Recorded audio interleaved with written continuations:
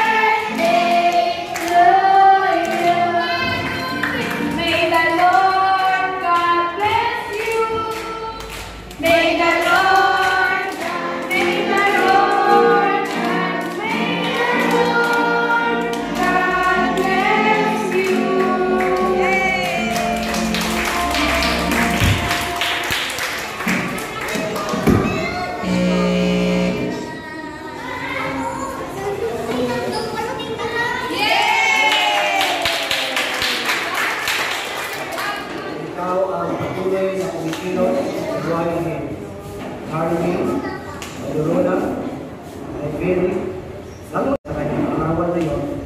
Sa kami ay dumadalangin, patuloy mo siyang pagkaluba, masaya, masigla, malusog, na pangatawa, na sa kanyang desire mo, if he years to live for your glory.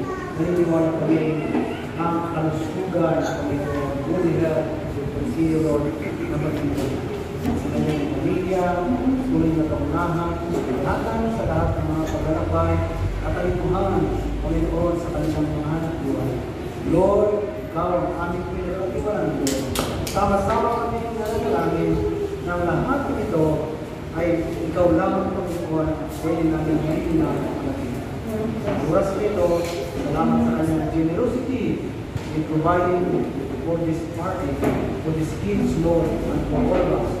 In your name, for the glory of your name, ito po aming dalangin sa pangalan ng Panginoon. Amen. Amen.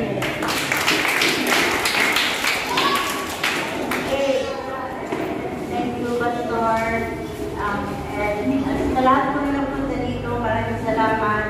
Lahat sa mga nag-effort po sa thank you, maraming salamat po. Yun. Po.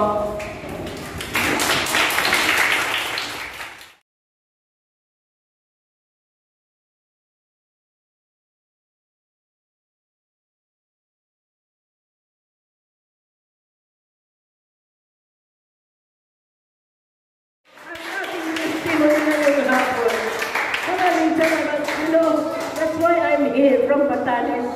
Kasi mas gusto ko maiwan sa Batanes.